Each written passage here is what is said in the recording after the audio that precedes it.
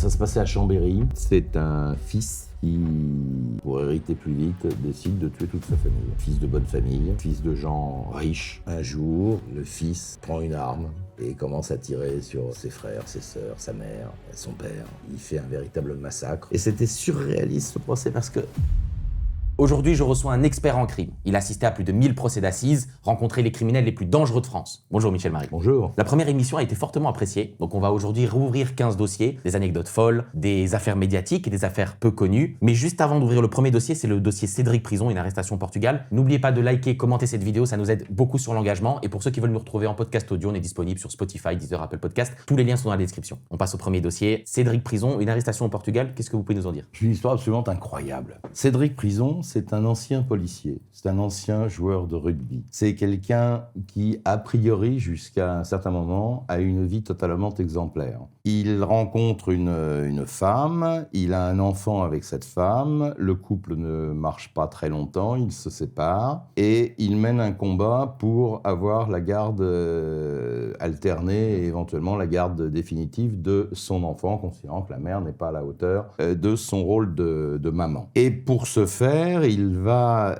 multiplier les démarches, rien ne fonctionne comme il le veut, à tel point qu'à un moment donné, il va enlever son enfant et partir en Espagne avec cet enfant pendant, je crois, 2 mois, avec une nouvelle compagne, et qui finalement va le dénoncer, il va être arrêté par les autorités espagnoles, rapatrié en France, condamné pour les faits d'enlèvement, parce que même si c'est son fils, ça donne pas le droit de l'enlever pour autant, et l'enfant va retourner là où il était avant, c'est-à-dire chez sa mère. Il vit très mal cette situation, fait la grève de la faim, fait un certain nombre de manifestations, bon, il est sanctionné judiciairement, mais à une très courte peine, et en sortant de prison, il va il va recommencer son combat. Et là, un matin, je crois que c'était il y a à peu près un mois et demi, au mois de mars, en tout cas au début du mois de mars, cette femme et l'enfant sont portés disparus. Donc, ils se sont volatilisés. Elle va pas travailler, l'enfant va pas à l'école, donc très vite les proches vont commencer, sachant qu'il y a quand même un conflit qui couve en permanence, on va s'intéresser à lui, à Cédric Prison, et Cédric Prison est aux abonnés absents également, ainsi que sa nouvelle compagne, et ainsi qu'un enfant qu'il a eu avec cette nouvelle compagne, qui est tout petit, c'est un enfant d'1 an, je crois, ou de 18 mois. Et là, très vite, l'enquête s'oriente sur l'Espagne, qui est un pays qu'il affectionne particulièrement, puis sur le Portugal. Et il va finir par être interpellé sur un contrôle tout à fait banal. Il roule avec un véhicule, contrôle de police, on regarde ses papiers, il n'y a rien qui va, les plaques sont pas les bonnes. Il est fouillé, on trouve des plaques...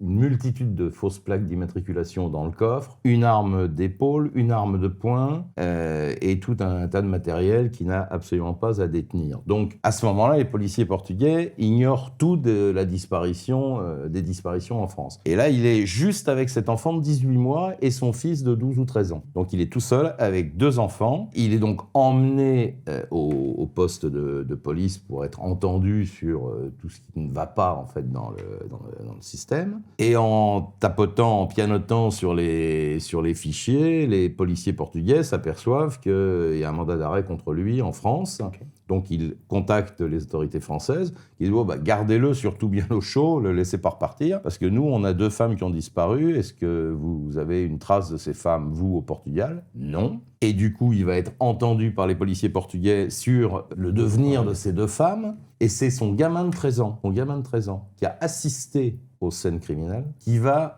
expliquer aux policiers portugais ce qui s'est passé. Et il va dire que à 2 reprises, en fait, Cédric Prison a tué d'abord la mère du grand, puis ensuite la mère du plus petit. Donc il a tué en fait son ex-compagne et son actuelle compagne. Et il les a enterrés. Le gamin de 13 ans a assisté à tout ça et dit à quel endroit les corps se trouvent. Donc les policiers portugais vont sur place, creusent et trouvent les 2 cadavres. Et il semble que l'histoire soit, donc quand je disais qu'elle était complètement folle, cette histoire au départ c'est pour la garde d'un de ses enfants. Et ça se passe mal, donc il enlève tout le monde.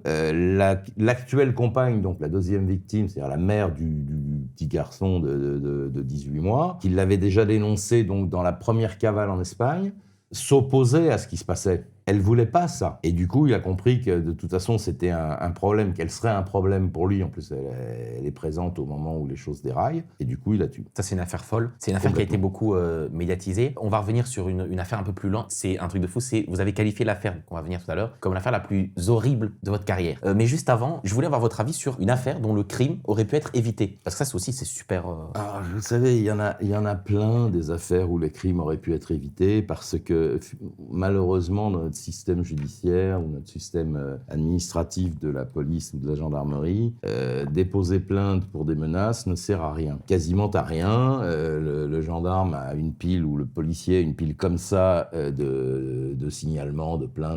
C'est généralement des femmes qui sont en difficulté dans le couple avec un mari violent.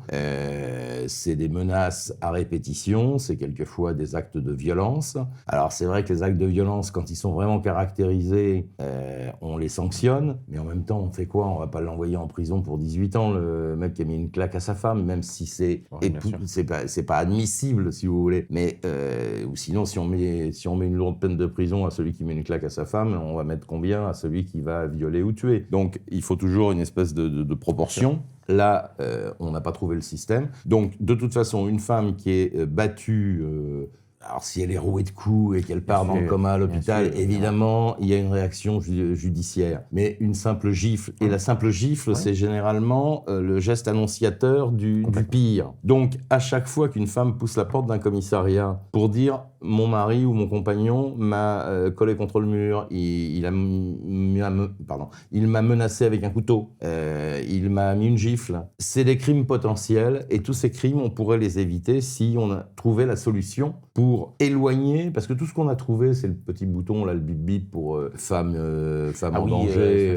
Oui. Bon. Il y a des sacs maintenant aussi avec... Oui, mais bon, tout ça fonctionne pas. Enfin, si quelqu'un veut vraiment décider d'éliminer sa femme ou sa compagne, il y arrivera. Et souvent, on le voit dans plein de dossiers, les femmes se présentent au commissariat ou à la gendarmerie. Elles signalent qu'elles ont été victimes de violences ou de menaces de la part de leur compagnon ou de leur mari. On ne peut quasiment rien faire, donc je ne jette pas la pierre aux policiers, bien évidemment. Ils font ce qu'ils peuvent. Et souvent, quand ils sont appelés un petit peu plus tard, c'est pour ramasser le cadavre de cette femme qui était venue signaler les violences. Donc voilà, il y a une multitude de crimes, enfin pas tous les crimes, mais il y a une majorité de crimes qui pourraient être évités si on était plus à l'écoute. Et ce serait peut-être d'ailleurs un sujet sur lequel il faudrait réfléchir à la chancellerie, au ministère de l'Intérieur, parce que, vous savez, dans le banditisme, par exemple, les policiers, je me rappelle d'une anecdote, c'était des saucissonneurs. Et là, je ne sais plus quel service de police, mais un service actif de banditisme, était derrière eux, et ils allaient saucissonner, c'est-à-dire agresser un individu à son domicile, le saucissonner, pour le dépouiller de tous ses biens, de ses coffres-forts, etc., etc. Et donc j'ai un flic qui m'explique cette histoire, et il me dit, en fait, on les a laissés rentrer pour les avoir, pour les avoir à la sortie, en prenant le risque que le mec soit tué quelque part. Et j'ai dit, mais pourquoi vous faites ça? À partir du moment où vous savez ce qu'ils font, parce qu'ils avaient des écoutes téléphoniques, j'ai dit, non, c'était réglé votre truc, vous saviez très bien ce qu'ils allaient faire. Et là, moi, c'est vieux, j'ai compris depuis. Et là, le flic me dit, mais le problème, c'est qu'il faut que le crime soit commis pour qu'on puisse intervenir. Sinon, on va les faire en c'est-à-dire en association de malfaiteurs. Et là, ils encourent une peine ridicule. Si, toutefois, ils vont en prison, l'association de malfaiteurs, c'est un peu le truc fourre-tout, où, quand on sait pas quoi faire, c'est ce qu'on a fait pour Nicolas Sarkozy, on lui met une association de malfaiteurs. Et donc, il faut laisser finalement le crime se réaliser pour pouvoir interpeller les gens. Et si on les interpelle avant, alors qu'on sait qu'ils vont le faire, ça marchera pas ou ça marchera mal. Donc, là aussi, peut-être qu'il faudrait réfléchir, parce que, imaginons, les flics sont devant l'immeuble, ça se passe mal là-haut, monsieur, il fait une crise cardiaque, il meurt, on a une responsabilité pour le flic. Alors, il va vous dire, moi, je fais ce qu'on me demande de faire, et il aura raison, parce que c'est vrai que s'il les arrête pour les refoutre dehors 2 heures après, c'est sûr que ça sert pas à grand-chose. Mais je pense que c'est aussi un axe de travail pour les autorités. Mais d'autant plus que les prisons sont bondées, donc c'est très compliqué même pour la police. Il faut vraiment maintenant avoir des motifs très lourds pour foutre quelqu'un en prison. surtout sur des longues peines. C'est un sujet très intéressant, ça, la prévention. Vous avez rencontré beaucoup, alors je dis heureusement, malheureusement, de criminels. Le dossier qui vient de s'ouvrir, c'est la rencontre la plus marquante que vous ayez faite avec un criminel. Alors, la rencontre la plus marquante, c'est dans le milieu du banditisme. Hein. À l'époque où je planchais pour écrire ce fameux bouquin, là, Les derniers seigneurs de Paris, que j'ai écrit avec Frédéric Ploquin, j'ai rencontré des mecs absolument incroyables. Alors, c'est pas mes copains, hein, mais quand on est journaliste, on exerce une curiosité. Hein, on exerce une profession, mais on exerce aussi une curiosité. Et là, j'ai vu vraiment des types pour lesquels la prison était leur quotidien, la cavale était leur quotidien. En fait, tous les codes qui sont les nôtres ne sont pas les leurs. Et c'est assez incroyable. C'est-à-dire que moi, le mec me dit, moi, à 5 heures tous les matins, je suis réveillé et j'écoute. J'ai toujours peur d'entendre des bruits de pas sur mon palier, des flics qui viendraient m'interpeller. Et donc, il a tout un système pour s'arracher avec la fenêtre, une corde qui pend, etc. Donc, finalement, c'est pas une vie. Et ces gens qui ont vécu, j'ai vraiment des souvenirs de gros voyous, des mecs de la banlieue sud, hein, du clan Genova, Ornec et compagnie. Ils avaient un mode de vie, ils avaient un mode de fonctionnement. Alors, l'argent n'est pas un problème. Ils ont fait un fourgon, ils ont fait 3 banques dans l'après-midi, donc ils vous donnent 20 000 comme vous m'offririez une cigarette. Faut surtout pas les prendre, évidemment. Idéalement. Ah oui, parce que là, c'est le doigt dans l'engrenage. Et leur problème, moi, j'avais une discussion, il y a un mec, paix à son âme, je peux le citer, il s'appelait Bernard Le Mouton. Le mec, c'était le plus gros proxénète de Paris à l'époque. Il avait toute la rue de Budapest, il gérait toute la rue de Budapest, donc il y avait, je sais pas, 200, 300 prostituées qui travaillaient pour lui. Et à l'époque, il avait été impliqué dans une affaire un règlement de compte de guerre des polices, parce qu'il était plus ou moins pote avec un flic. Et je l'avais connu comme ça, et puis du coup, on avait un peu sympathisé, on avait échangé quelques verres et quelques repas. Et il me racontait sa vie, Bernard Le Mouton. Sa vie, il avait 50 ans à l'époque, il avait passé déjà 25 ans en prison. J'ai dit, mais ça a quel sens? Parce que tu t'es gavé en prenant les recettes de toutes ces filles dans la rue, dans cette fameuse rue de Budapest, mais t'as quoi aujourd'hui? Alors qu'un mec qui bosse, qui fait des petites économies, qui a un plan épargne-logement, qui a je sais pas trop quoi, qui s'achète une maison au bout de 20 ans de travail, au moins à la fin de sa carrière, quand il touche sa retraite, il a un toit, il dort à 5 heures du matin, il se fout éperdument d'entendre du bruit sur son palier, il n'a pas été en prison de sa vie, et il raconte la prison, il vous raconte ces mecs-là en général, hein, parce que j'en ai un autre aussi qui avait enterré vivant une prostituée dans le bois de Boulogne, dans le bois de Vincennes. C'est pareil, c'est vraiment des vies... Alors, ces mecs sont fascinants quelque part, parce qu'ils ont peur de rien, c'est des durs, ils sont armés, et ils ont toujours des combines à la noire. Mais quand on gratte un peu, il n'y a rien. Et je pense qu'un mec comme Mesrine, c'était pareil. Mesrine, il a vécu comme un rat dans un trou à rats, et il est mort comme il a vécu. Donc, c'est pas... En fait, il y a le mythe du beau voyou, mais en fait, ça n'existe pas, quoi. C'est des mecs qui peuvent être sympathiques, d'ailleurs. Ils peuvent. Accessoirement être sympathiques, si on fait abstraction des crimes et délits qu'ils commettent, mais ils ont des vies de merde. Ils ont des vies de merde. C'est vrai. Mais d'autant plus qu'il y a pas mal de gens qui sont mis comme ça dans le banditisme, qui ont fait des braquages, qui sont des gens qui sont très loin d'être bêtes, et il y a des associations qui font ça maintenant pour leur dire... Parce qu'en fait, le problème de ce sujet, c'est que les gens vont nous dire ils font ça parce qu'ils n'ont pas envie d'avoir une vie monotone, et donc ils cherchent le frisson. Et en fait, ce qu'il faut leur dire, il y a des associations qui font que c'est un très bon boulot, c'est de dire que ces mecs-là, en fait, qui sont très loin d'être bêtes, ils peuvent entreprendre, et qu'en fait, c'est pas vous gagnez peu d'argent et vous avez une vie monotone, ou vous faites le bandit. Il y a énormément de façons de mener une vie très cool, très chouette, tout en étant dans les règles les plus totales. Ça, c'est un message important. On va parler des meurtriers à la télévision. Je pense à l'affaire François Vérove, mais aussi à une autre affaire. Mais juste avant, vous êtes un spécialiste des affaires criminelles françaises. Hors France, quelle affaire vous a le plus marqué? Alors, j'ai très peu travaillé hors France. J'ai travaillé un petit peu en Belgique, un petit peu en Suisse. J'ai suivi un certain nombre de faits divers dans ces deux pays. Et j'ai le souvenir d'une histoire en Suisse, notamment à Zurich.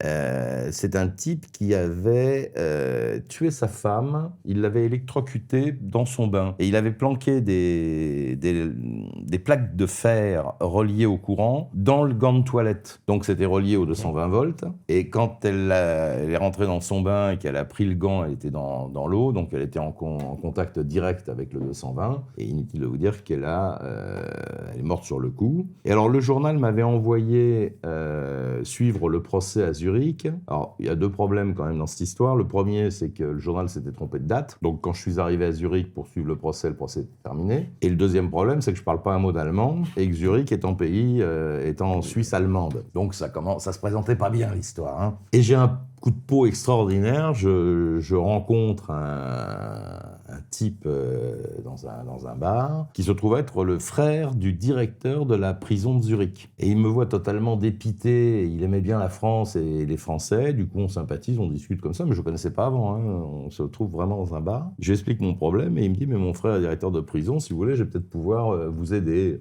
Écoutez, j'étais jeune journaliste, je dis, oui, on peut toujours l'appeler, mais enfin bon, à mon avis, ça n'a pas marché. Et en fait, ça a marché. Il a appelé son frère, directeur de prison. Le directeur de prison a dit, mais moi, je vois pas d'inconvénient à ce que ton copain journaliste vienne interviewer mon prisonnier, à condition, bien sûr, que son avocat soit d'accord. L'avocat contacté par le directeur de la prison était d'accord. Le détenu contacté par le directeur de la prison était d'accord. Tout le monde était d'accord. Et j'ai été faire l'interview du meurtrier avec le copain que j'avais rencontré dans le bar, qui était mon interprète, parce que, évidemment, l'accusé parlait allemand. Et du coup, je fais mon interview, je fais tout mon boulot dans la prison de Zurich. C'est génial. Et là, c'est un souvenir extraordinaire, parce que j'ai emmené tout le monde bouffer, enfin pas le prisonnier bien sûr, mais l'avocat, le directeur de la prison, le copain, machin, on s'est retrouvés dans un restaurant. Et alors, la grosse difficulté, c'est que le journal ne me croyait pas. Quand je leur ai expliqué ça, ils m'ont dit, j'avais 2 ans, même pas de métier. Ils m'ont dit, non, tu nous racontes des conneries, t'as inventé l'histoire. Je dis, non, j'ai pas inventé l'histoire. Je dis, l'avocat, c'est maître un tel, voilà son téléphone. Le directeur de la prison, c'est un tel, voilà son téléphone. Et vérifiez si vous voulez. Et ils ont vérifié, c'était vrai. Et du coup, j'étais Toto le héros. Ouais. Et c'était génial, parce que là, pour mes débuts en tout cas, j'avais en face de moi le meurtrier. Mais j'ai passé 4 heures avec lui. Photos, discussions, il m'a raconté sa vie. Enfin, il avait pris la veille ou l'avant-veille, il avait pris 25 ans de réclusion criminelle. Donc inutile de vous dire qu'il avait du temps à m'accorder. C'est dommage que c'était il y a longtemps, j'imagine. Ah, c'est 2 ans de journée, c'est très vieux. Dommage qu'on n'aurait pas pu avoir à l'heure actuelle, on aurait eu la carrément d'interview sur YouTube. J'ai recherché ce dossier, je l'ai jamais retrouvé. C'est un truc de fou. Le dossier meurtrier à la télévision, ça passionne les gens. On va aborder 2 affaires, une affaire française, une affaire internationale. La première affaire, l'affaire François Vérove. Ça, c'est aussi un truc de fou. Il est passé chez Nagui, il me semble. Alors, je ne sais plus dans quelle émission, mais c'était une émission de télé-réalité, enfin, ou de jeu, en tout cas, où on pose des questions et il faut être... c'est Nagui. Tout le monde veut prendre sa place. Ouais, peut-être. En tout cas, celui-là, sa place, je la lui laisse. Sauf qu'à l'époque, on ne savait pas qui était ce monsieur. Et il était fonctionnaire de police, François Vérove. Ça aussi, c'est un truc de fou, un mec qui était... Non, mais l'histoire est complètement folle. C'est ça, oui. L'affaire François Vérove, c'est le grêlé. Le grêlé, moi, depuis que je suis journaliste, j'en entends parler. Je crois que ça commence en 85 ou 84 par un premier meurtre dans le 19e arrondissement d'une gamine qui est retrouvée morte, violée dans son immeuble, dans la cave de son immeuble. La brigade criminelle de Paris, à l'époque, se saisit de ce dossier, ne trouve pas grand-chose. Il y a un vague témoin, je crois que c'est le frère d'ailleurs de cette gamine, qui a croisé le meurtrier, mais qui est incapable de donner beaucoup de renseignements, en tout cas pas suffisamment de renseignements pour permettre de l'identifier. Et il laisse en revanche de l'ADN, sauf qu'à l'époque, l'ADN, c'était la préhistoire. Hein. La police technique et scientifique n'existait quasiment pas. On avait les empreintes digitales, c'était le bout du monde. Et au fur et à mesure de ces crimes, et il y en a eu, c'était essentiellement des enlèvements et des viols et des meurtres. Alors j'ai plus le nombre en tête, mais c'est colossal. Hein. Le parcours criminel de ce monsieur est colossal. Et sur un certain nombre d'affaires, on retrouve le même ADN. Et comme les affaires s'espacent dans le temps, puisque c'est très récent, hein, l'identification de François Vérove, elle remonte à 2 ans ou 2 ans et demi. Pendant presque 40 ans, la police, la justice a cherché le propriétaire de ces ADN retrouvés sur les scènes de crime. Et sans jamais trouver. Alors ils ont fait un travail absolument gigantesque, sans résultat. Et la brigade criminelle, moi je me rappelle, il y avait un vieux flic là, qui a pris sa retraite, qui a passé quasiment toute sa carrière sur le dossier du grêlé, en arrêtant des gens, en les entendant, en essayant de recouper un certain nombre de renseignements. Un policier très bien bien équipé intellectuellement, donc c'était vraiment, techniquement, il n'y a pas eu d'erreur du côté de la police, vous voyez ce que je veux dire. Mais sauf qu'ils n'avaient pas la clé, ils pouvaient pas aller plus loin. Et finalement, alors on avait un vague signalement, donc le grêlé, ça vient d'un témoin qui dit qu'il avait la peau marquée de boutons, quelqu'un qui l'a rencontré sur une de ces scènes de crime, et un autre qui dit il a montré une carte bleu-blanc-rouge, il y avait un P dessus, donc probablement police. Une fille qui avait été enlevée, on savait qu'il avait une Volvo break blanche, la gamine avait été enlevée, elle faisait du vélo en Seine-et-Marne, contrôle de police, il sort sa carte, il lui dit écoutez, je vous arrête et je vous emmène au commissariat, il laisse le vélo sur place, il lui met les menottes et ils partent du côté de Saclay où elle sera violée, abandonnée dans un bâtiment désaffecté. Donc on a quelqu'un qui est grêlé, qui a la peau grêlée, qui a une carte de police, alors est-ce que c'est un vrai policier ou pas, on n'en sait rien. Voilà à peu près tout ce qu'on a. Et puis à un moment, les crimes s'arrêtent, j'ai pas non plus les années en tête, mais je crois que c'est dans les années 75, 78, non je vous dis des bêtises, 95 peut-être, 98, les crimes s'arrêtent et la police continue à chercher, le dossier passe de juge en juge, il finit au pôle Cold Case où il y a une juge d'instruction qui s'appelle Nathalie Turquet qui s'énerve à un moment donné en disant c'est pas possible qu'on n'y arrive pas. Elle dit ce mec ça doit être un flic ou un gendarme. Donc on va prendre dans des tranches d'âge, à commencer par les gendarmes, puisque c'est la police qui a l'enquête, donc ils préféraient que ce soit des gendarmes. On va prendre les gendarmes qui, entre telle année et telle année, ont été en poste à Paris ou en région parisienne, susceptibles d'avoir une Volvo blanche, qui ont une tranche d'âge qui peuvent correspondre. Et là, je crois que ça sort, mais une multitude de noms. On a 1000, 2000... je crois que c'est 800, mais je ne sais plus. Et Nathalie Turquet dit, voilà, alors tous ces mecs-là, on les convoque, on leur pompe leur ADN et on compare. Et donc, alors ces gens identifiés, si vous voulez, il y en a, ils sont partout en France. Il y en a qui ont pris leur retraite, tellement vieux cette histoire. Il y en a qui ont pris leur retraite, il y en a qui sont partis dans le sud de la France, dans le nord de la France, parfois même à l'étranger, il y en a qui sont morts. Donc tout ce qui est vivant est sur le territoire français, ces gens sont retrouvés et différents services de police sont chargés donc de les convoquer. On ne peut pas aller les arrêter, on ne va pas faire 800 interpellations. Dans l'absolu, ça aurait été mieux. Quand on sait ce qu'on sait, ça aurait été mieux, ouais. Mais techniquement, c'est pas possible. Donc, tous ces gens sont convoqués, et parmi les convoqués, du côté de Montpellier, à Agde, je crois, il y a un certain François Vérove, qui reçoit une convocation, et qui est un peu inquiet, et donc qui appelle le fonctionnaire de police qui l'a convoqué en disant voilà, qu'est-ce qui se passe, pourquoi vous me convoquez? Et le policier au téléphone lui dit bah écoutez, non, c'est rien, c'est une vérification de routine, on vous prendra votre ADN. Et là évidemment il percute, le mec, il a bien compris que c'était la fin de la partie, et donc évidemment il ne viendra pas à la convocation, et pire encore, il va louer un Airbnb dans le sud là-bas, à côté de chez lui, et il va se suicider. Et bien évidemment, quand il ne se présente pas à la police judiciaire de Montpellier, les policiers vont à son domicile. Là, sa femme dit bah non, je sais pas où il est parti, je crois qu'il a loué un Airbnb, donc ils ont l'adresse, ils y vont et ils trouvent le cadavre. Il avait avalé des cachets, il s'était suicidé en laissant un petit mot explicite sans l'être trop, où il reconnaît en fait qu'il a complètement déconné à une période, il s'explique. Mais elle est terrible cette affaire parce que ça a duré 40 ans. Ce mec a été gendarme et policier. Il a fait les deux. Il était motard, après il était conseiller municipal dans son village dans le sud de la France. Il était sympa avec tout le monde. Et le truc extraordinaire, c'est là où vous voulez m'amener, je crois, c'est qu'il avait participé à une émission de télévision à l'époque où on le recherchait. Et on le voit, moi j'ai vu l'extrait, il est là, très sûr de lui, grand bonhomme, barbu, qui porte beau, alors que toute la police de France le recherche, que des victimes survivantes auraient pu le reconnaître, rien à faire, il vient faire sa partie de jeu comme si de rien n'était. Le deuxième dossier, c'est un dossier international.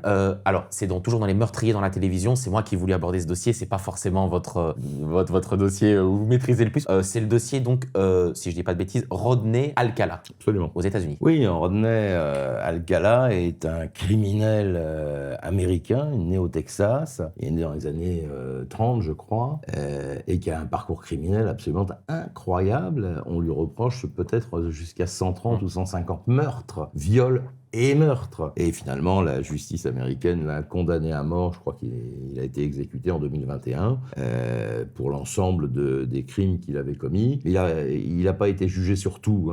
Quand on dit 130 ou 150, on le suspecte de ces crimes, mais l'enquête n'a pas permis d'aboutir parce que c'est des crimes très anciens. Et alors, curieusement, ce type qui a une vie totalement folle sur un plan criminel a fait exactement la même chose que François Vérove. Il a participé à une émission qui est un peu l'équivalent d'un produit français où il se montre face caméra alors qu'il était l'homme le plus recherché par le FBI. L'émission s'appelle The Dating Game. Voilà. Il me semble, alors on va toujours vérifier, mais il me semble même que c'est une émission où il devait trouver l'amour, un truc comme ça, c'est un truc absurde. Et d'ailleurs, une candidate, ça je je peux le dire parce que ça je sais, avait dit qu'elle ne voulait pas sortir avec lui, je pense, et qu'elle avait dit je ne voulais pas parce qu'il me paraissait bizarre. Il me paraissait bizarre, absolument. Et elle a été en contact avec lui suite à cette émission. Donc, c'est que quelque part, ça avait fonctionné un petit peu. Enfin, en tout cas, les débuts étaient prometteurs. Et sur 1 ou 2 rendez-vous, elle s'est rendue compte qu'il était complètement cintré. Et elle s'est élargie rapidement de cette relation. Mais voilà, des gens, parce que Vérove, c'est pareil, qui se savent rechercher, qui savent qu'ils peuvent être reconnus par des victimes qui ont réussi à leur échapper, ou des victimes qui ont subi des choses mais qui n'ont pas été tuées. Ces personnes peuvent regarder le soir à la télévision et dire c'est lui. Ouais. Et là, c'est facile, on saura l'arrêter à ce moment-là, alors qu'il est recherché à ce moment-là par le FBI. Donc, c'est plus un aspect psychiatrique, à mon avis, ou psychologique et psychiatrique.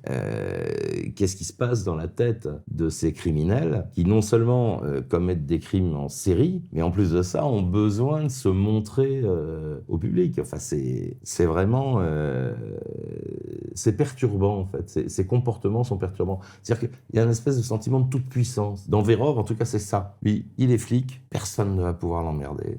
Il y a je ne sais combien de personnes capables de le reconnaître sur les crimes qu'il a commis. Et il passe à la télé. Et voilà. C'est fou. C'est fou. Et puis c'est de les voir comme ça, finalement c'est des citoyens lambda. Donc, oui, et puis rétrospectivement, quand on regarde la séquence, cette espèce de côté sûr de lui, un peu arrogant par moments, où il regarde comme ça, un côté un peu hautain,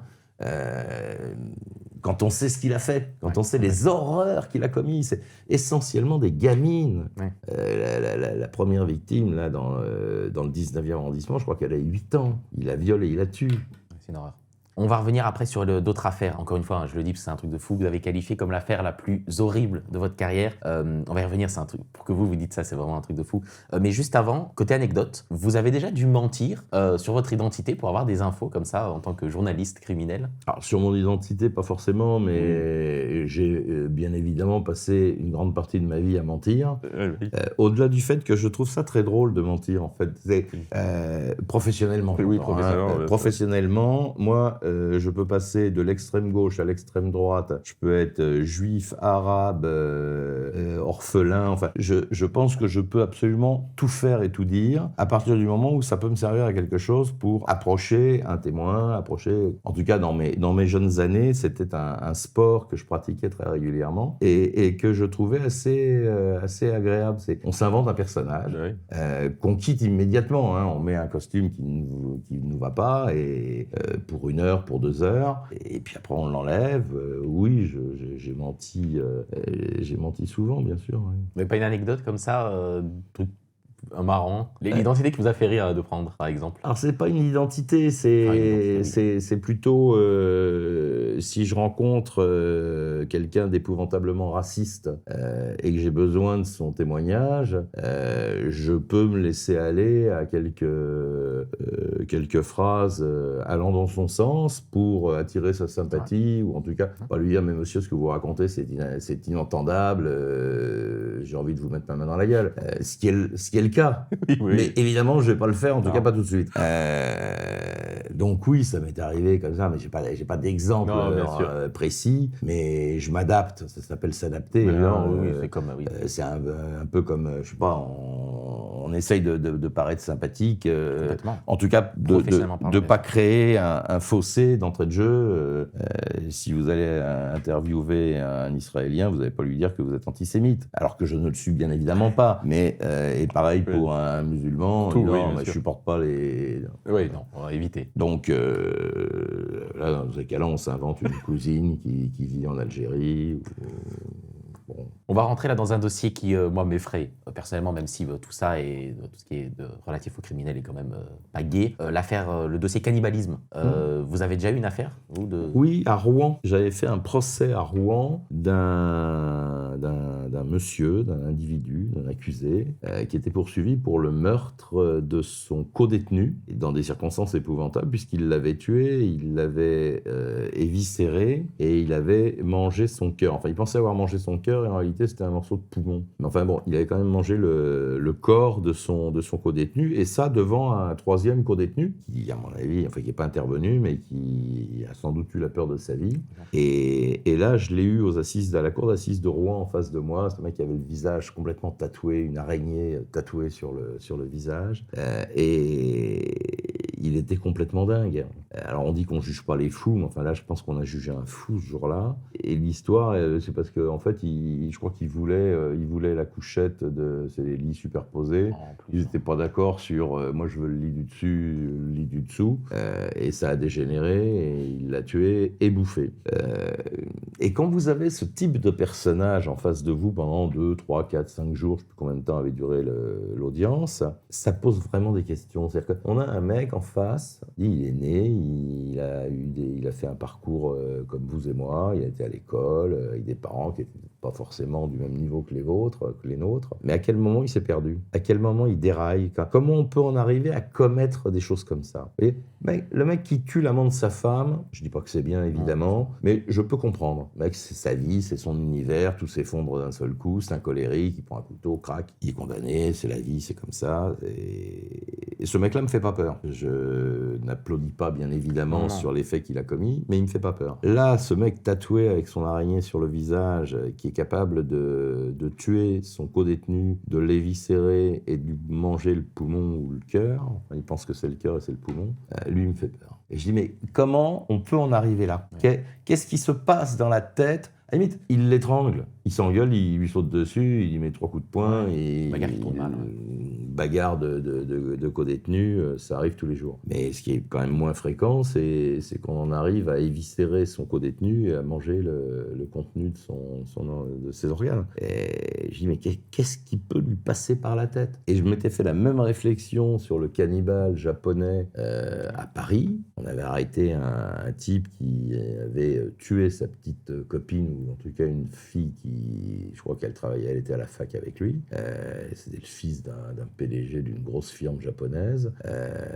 Les choses s'étaient pas bien passées entre eux. Il habitait dans le 16e et il avait tué cette jeune fille qui était étudiante, et il l'avait coupée en morceaux. La police retrouvera... En fait, il s'était fait arrêter dans le bois de Boulogne en train de jeter dans des valises les restes du corps démembré. Et quelqu'un l'a vu faire, a appelé la police l'a arrêté, et en ouvrant les valises, évidemment, le système judiciaire s'est enclenché. Perquisition chez lui, dans le frigo, il y avait les 2 seins dans une assiette. Là même, alors j'ai pas suivi le procès, il n'y a pas eu de procès d'ailleurs, parce qu'ils l'ont déclaré fou, ils l'ont envoyé au Japon.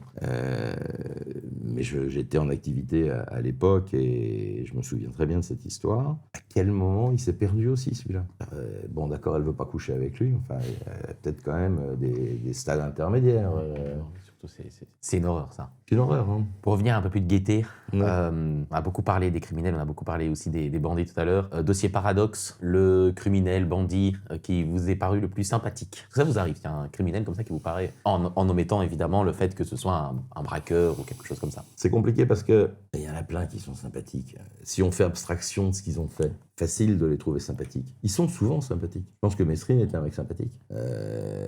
Moi, j'ai croisé à plusieurs reprises des gens du gang des postiches, des gens de la banlieue sud, de gros voyous. J'ai croisé aussi des criminels, des gens qui avaient tué à 1, 2, 3 reprises. Et moi, si vous voulez, je suis cartésien, et quand j'ai ces personnes en face de moi, j'ai du mal à les trouver sympathiques, sachant ce qu'ils ont fait. Parce que ce qu'ils ont fait n'est pas sympathique. Donc, c'est un peu compliqué.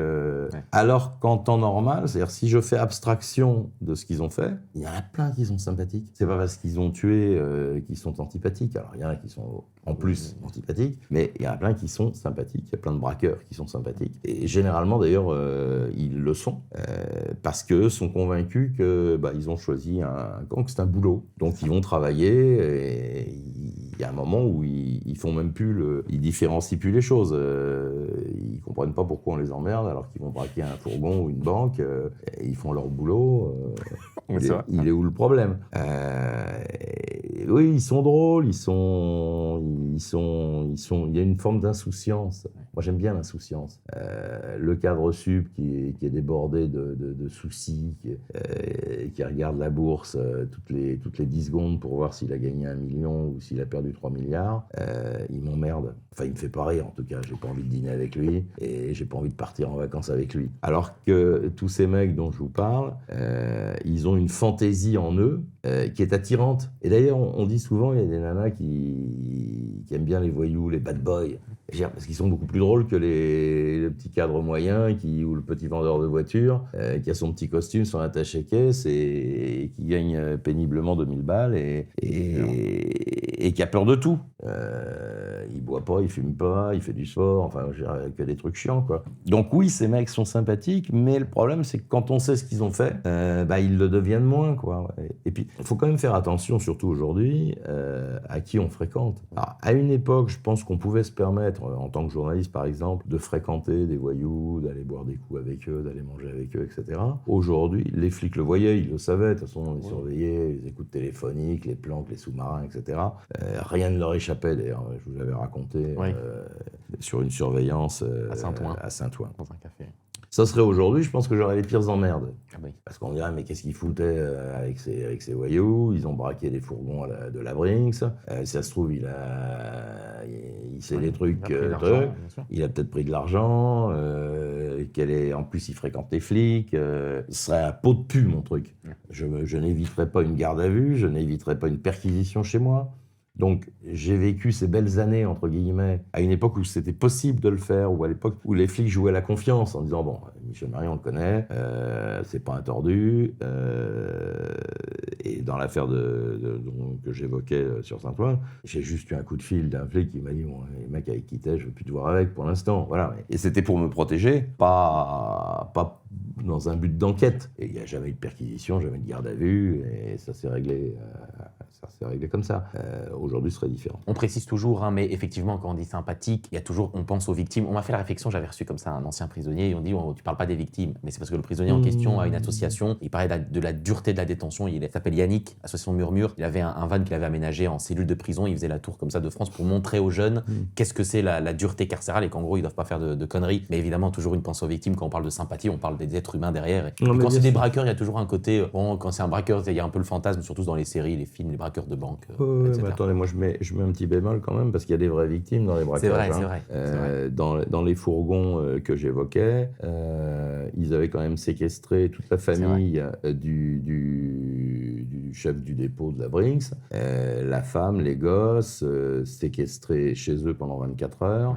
C'est extrêmement traumatisant. Complètement. Alors c'est vrai qu'ils étaient gentils avec ces gens-là, qu'ils ne se sont pas sentis... Enfin, il n'y avait pas de... Moi je sais qu'ils leur auraient pas fait de mal, mais in situ, quand vous avez des mecs cagoulés, armés chez vous, qui vous ont attaché votre femme, vos gosses, on les trouve pas sympathiques du tout. Hein. Et même si ça s'est très bien passé après, mais c'était le moyen de se faire ouvrir le centre le dépôt de la Brinks. Et ils avaient une photo en disant, voilà, si tu ouvres pas, quick. Donc oui, non, les victimes, moi je les oublie jamais, même si la justice les oublie de temps en temps. Non mais c'est vrai, parce que... C'est vrai. Non mais la justice, c'est quand même un truc étonnant, ça, vite fait. Un procès peut se dérouler sans la victime. C'est-à-dire qu'à partir du moment où le procureur de la République a connaissance d'un fait, un viol par exemple, je prends un truc au hasard, un chef d'inculpation de mise en examen au hasard, le procureur de la République est au courant d'un viol qui a été commis. Il fait faire une enquête, il arrête le violeur. Si la victime ne dépose pas plainte, elle n'est pas obligée de déposer plainte, le parquet peut poursuivre. Et le parquet peut amener, enfin en tout cas la justice peut amener l'individu devant une cour d'assises pour y être jugé. Et on peut le juger et le condamner en l'absence de la victime. Et un autre exemple, dans une affaire de tueur en série par exemple, vous n'avez pas une peine pour les victimes personnalisée. C'est-à-dire qu'on condamne pour l'ensemble des crimes qui ont été commis. Je pense à Guy Georges en particulier, il a tué un certain nombre de jeunes femmes. Il n'a pas pris 20 ans pour l'une, 15 ans pour l'autre, 30 ans pour l'une et 20 ans pour l'autre. Il a pris perpétuité pour tous les crimes qu'il a commis. Donc ça aussi, ce serait un... Aux États-Unis, c'est pas comme ça. Hein. Oui, c'est vrai, il y a un cumul de peine, ils peuvent faire 500 ans de prison. Oui, même si ils les font jamais. Et, en général, ils meurent avant. Oui. Mais je trouve qu'il y a une dépersonnalisation de la victime dans le système judiciaire français qui est un peu dérangeant. Mais la partie civile, elle n'est pas obligée d'être là au procès. Et si elle ne veut pas venir déposer, elle ne vient pas déposer. Puis c'est la vraie perpétuité. Quand on met 500 ans ferme à quelqu'un, c'est la vraie perpétuité. Ça, c'est sûr. Je sais que les gens aiment bien qu'on parle des affaires aussi peu connues, des affaires criminelles, mais juste avant, dossier procès, le procès le plus dingue que vous avez vu, peut-être des avocats comme ça qui se prennent la bourre. Je crois que un procès incroyable auquel j'ai assisté, c'était à Nevers. Il y avait un hôtel restaurant qui s'appelait le Gambrinus. Il y avait un couple qui tenait ce restaurant, et ce couple en tout cas le mari était tout seul dans son domicile, et il est assassiné de nuit. Donc des malfaiteurs arrivent, rentrent par effraction, le tuent et s'en vont. La gendarmerie, la police, je ne sais plus, mènent des investigations et finissent par arrêter 3 individus qui contestent les faits, mais les éléments de l'enquête permettent de les incriminer. Il y avait parmi eux, je crois, la femme de la victime, son amant, et un espèce d'homme de main qui avait servi de chauffeur dans l'affaire. Ces 3-là se retrouvent devant la cour d'assises de Nevers. Ils continuent à nier les faits, et il n'y en a qu'un sur les 3 qui reconnaissait les faits. Celui qui avait fait le moins, c'était le chauffeur, donc l'homme de main, entre guillemets. Lui, son boulot, ça avait été de conduire le couple sur la scène de crime, d'attendre. Les autres montaient, faisaient ce qu'ils avaient à faire, redescendaient, et le chauffeur les ramenait. Et lui dit « j'y étais ». Je les ai déposés, donc il les mettait dans le bouillon complètement. Et malgré ça, il continue à nier les faits. Et donc on a 3 avocats. Il y avait 2 avocats, il y avait Henri Leclerc, et il y avait un autre, je crois que c'était un avocat lyonnais, qui est un type remarquable, qui défendait ceux qui niaient, et le bâtonnier de Nevers qui défendait le chauffeur. Et alors, j'assiste à une engueulade entre les 3 avocats, parce que bien évidemment, au moment de plaider, ils ne sont pas d'accord. Celui dont le client reconnaît, il dit « moi, je ne peux pas plaider autre chose que… » Et Henri Leclerc et l'autre avocat, il est François Saint-Pierre, il s'appelait, avocat de Lyon, un mec génial. Et François Saint-Pierre et Henri Leclerc disent « mais tu nous emmerdes, tu vas nous faire capoter le truc ». Bref, ils s'engueulent comme des poissonniers. Et les plaidoiries donc, se déroulent, donc c'est par ordre de peine demandée, donc c'est celui du chauffeur qui plaide en premier et qui reconnaît les faits en disant bon ben voilà, mon client était là, il savait pas très bien ce qui allait se passer, il les a déposés, ils sont revenus, ils sont partis, il demande l'indulgence. Mais ça n'avait aucun intérêt. Et plaide ensuite Henri Leclerc, qui était quand même un monstre du barreau de Paris, et François Saint-Pierre, qui était un autre monstre dans un style un peu différent. Et il plaide, mais remarquablement bien. Ça dure des heures. Et à la fin de leur plaidoirie, donc, les jurés partent délibérer, et ils reviennent et ils acquittent les 3. Y compris donc celui qui avait reconnu les faits. Oui, exceptionnel ça. Hors sol. Et du coup, ils étaient contents. Hein. À l'époque, il n'y avait pas d'appel, donc on était tranquille. Ah. Et du coup, François Saint-Pierre, qui est un ami, m'a dit écoute, on va prendre un petit verre là avec les accusés. Si tu veux venir, il serait content que tu viennes, etc. Donc c'est un truc qui s'appelait le ranch, qui était à eux. Et du coup, on s'est retrouvés avec les avocats, les accusés, dans l'établissement qui s'appelait le ranch. Et puis je crois que j'ai passé la moitié de la nuit à bouffer, boire, et avant de rentrer à Paris. Mais c'était génial. Enfin, c'était une époque incroyable. Et il y en a eu plein des histoires comme ça. des souvenirs avec Jean-Louis Pelletier aussi, où il plaidait pour défendre une femme qui était accusée d'avoir tué son mari. En réalité, elle disait non, moi je l'ai pas tué, je suis arrivé, je l'ai trouvé mort. Alors le procès, ça intéressait personne, hein. Il n'y avait pas un journaliste et il n'y avait pas un Pékin à la salle. On aurait cru que c'était à huis clos le truc, hein. Charleville-Mézières en plus, bon, les gens ne se précipitent pas pour y aller. Et du coup, le procès se déroule avec plein d'incidents entre le président qui était un mec très, très strict et puis l'accusé qui était un peu olé olé. Mais moi je pense que c'était vrai. En fait, le seul problème, c'est qu'elle avait retrouvé son mari mort et qu'au lieu d'appeler la gendarmerie, elle avait été l'enterrer dans le jardin. Bon. Oui, c'est pas grave. Non, pas malin, mais voilà, parce que comme il y avait plein de problèmes entre les deux, elle s'est dit, si j'appelle les flics, ils vont dire que c'est moi qui l'ai tué. Donc, je vais pas m'emmerder, j'ai une pelle, j'ai machin, hop, je creuse et on n'en parle plus. Sauf que bien évidemment, ça se passe jamais comme ça, et je sais plus comment ça arrive, mais enfin toujours est-il qu'on trouve le corps. Elle est arrêtée et bien évidemment poursuivie pour ce meurtre. Et Jean-Louis Pelletier, donc on n'était que tous les deux finalement, parce que même à la fin, le président était tellement désagréable avec l'accusé que l'accusé voulait plus venir. Il dit non, moi je reste dans ma cellule, faites ce que vous voulez, condamnez-moi, je m'en fous. Donc on se retrouve à un procès surréaliste, il y a l'avocat Jean-Louis Pelletier, moi, sur le banc des journalistes, pas de partie civile, la cour d'assises, et c'est tout. Ok. Seul au monde. Jean-Louis Pelletier plaide remarquablement bien, comme il avait l'habitude de le faire, plaide l'acquittement, disant ma cliente n'a pas tué son mari, et je pense qu'il avait raison. Et l'avocat général avait requis 20 ans. Et moi j'en ai ras-le-bol, ça faisait 3 jours que j'étais à Charleville-Mézières, donc je dis à Jean-Louis Pelletier, qui était un ami, je dis écoute, je me fais pas trop d'illusions avec cette cour d'assises là, et tu vas prendre 20 ans, donc je t'abandonne là. On venait d'avoir les téléphones portables dans les voitures, là, les trucs, les gros trucs là, les gros machins qui pesaient 4 kilos. Là.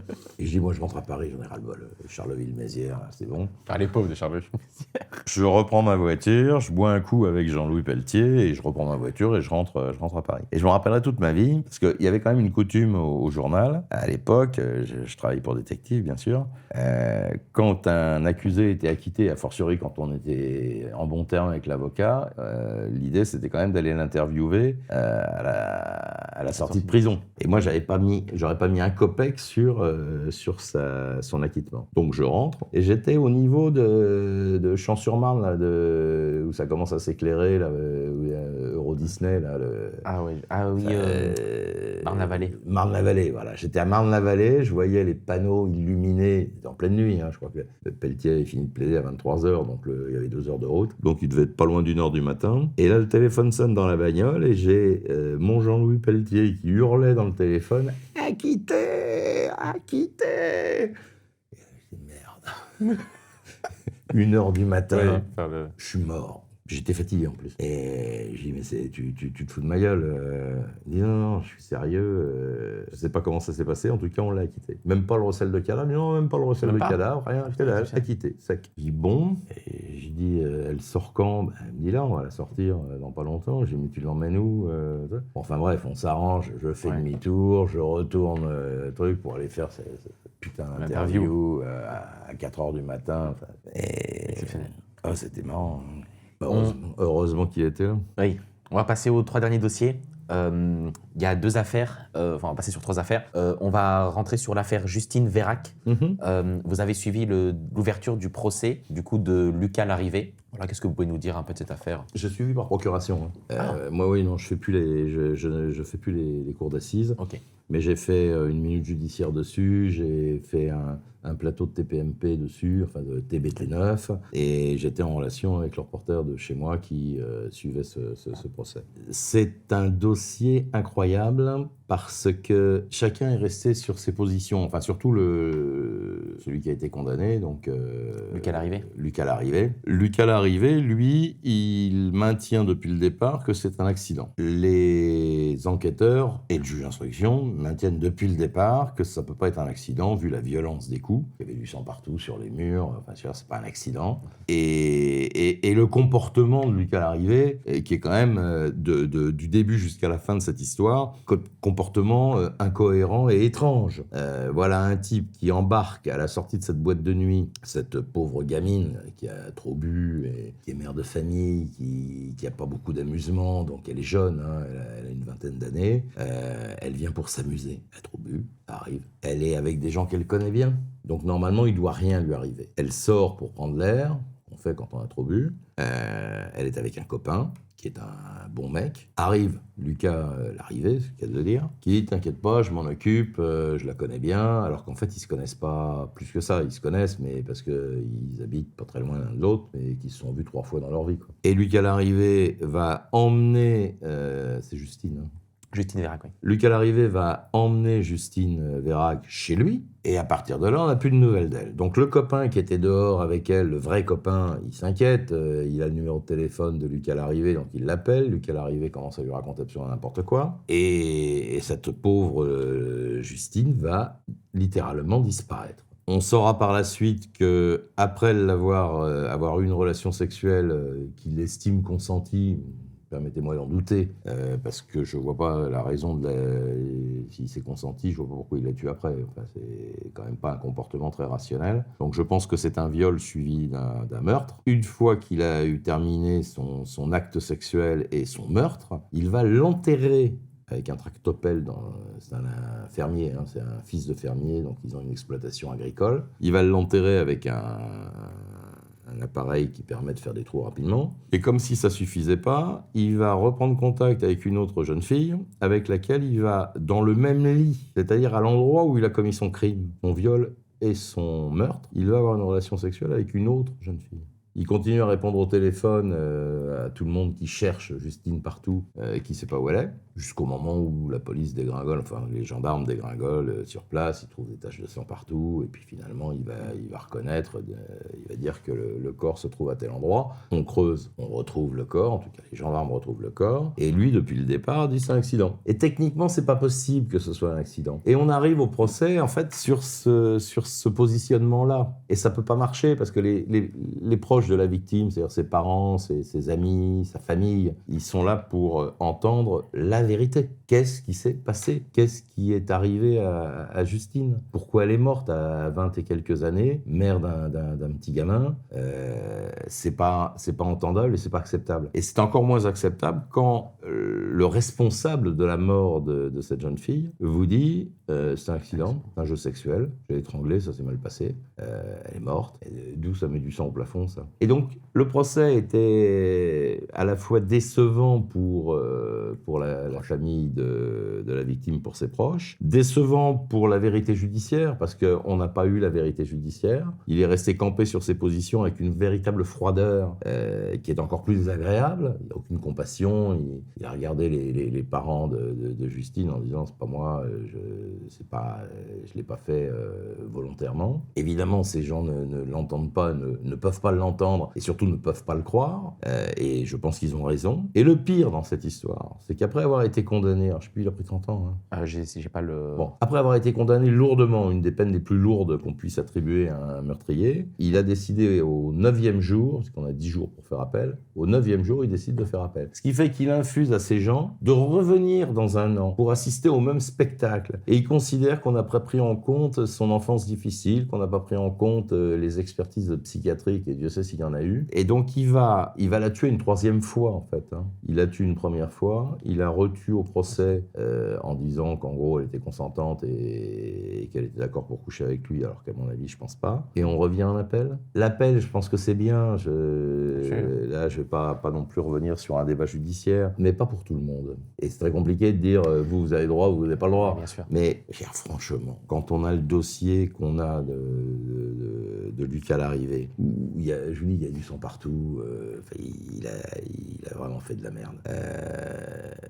Il a commis un crime épouvantable. Alors, je sais pas si c'est le boulot de l'avocat de lui dire non, on n'y va pas. C'est vrai que 30 ans, enfin, je crois qu'il a pris 30 ans, c'est une lourde peine, il sortira je ne sais quand. Mais par rapport à la douleur des victimes, il y a un moment où il faut quand même faire des choix. Et là, souvent, ces gens-là ne savent pas faire de choix et infligent aux victimes une peine supplémentaire. De toute façon, eux, ils sont condamnés à perpétuité, les parents, les proches, les amis. Oui. En plus, vous imaginez le copain qui était avec elle sur le parking pour qu'elle aille s'aérer, il la confie à un mec qu'il connaît pas. Il dit mais putain, pourquoi je suis pas resté avec elle? Il lui serait rien arrivé. Mais il avait envie de s'amuser, donc il est revenu dans la... Et puis pourquoi pas, quoi. Enfin, je pense qu'à sa place, j'aurais peut-être fait pareil. Ça, bien sûr. Alors, avec le recul, quand on sait ce qu'on sait, c'est toujours facile de dire, bah oui, il fallait pas faire ci, il fallait pas faire ça. Mais in situ, il est 3 heures du matin, tout le monde a un peu picolé.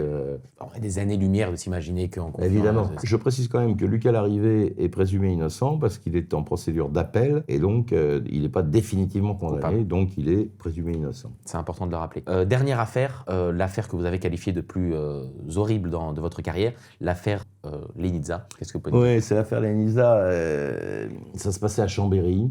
C'est un fils qui, pour hériter plus vite, décide de tuer toute sa famille. Fils de bonne famille, fils de gens riches. Il roulait en Ferrari, le père. Magnifique chalet dans la montagne.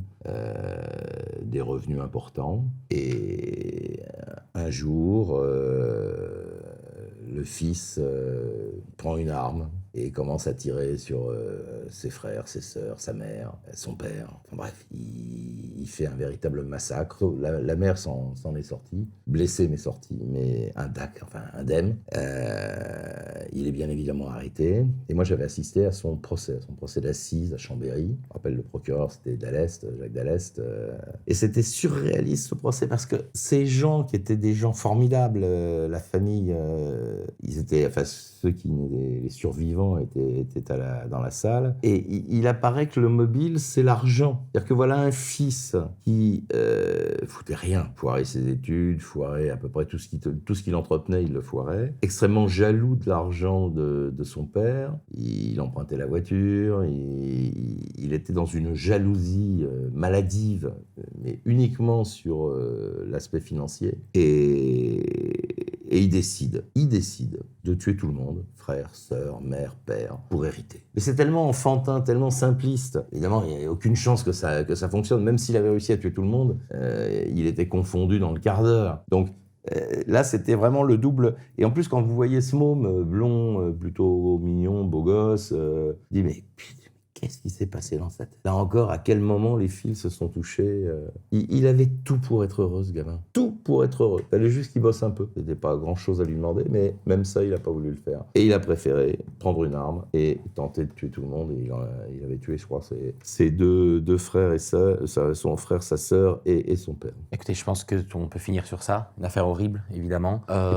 Épouvantable. Effectivement. Un grand merci, en tout cas, d'être venu. C'est vraiment toujours un plaisir de vous recevoir. Les gens vous apprécient beaucoup. C'est surtout sur les affaires criminelles, grande connaissance. Donc un grand merci d'être venu. Et voilà, de notre côté, on se retrouve de toute façon la semaine prochaine pour une nouvelle vidéo.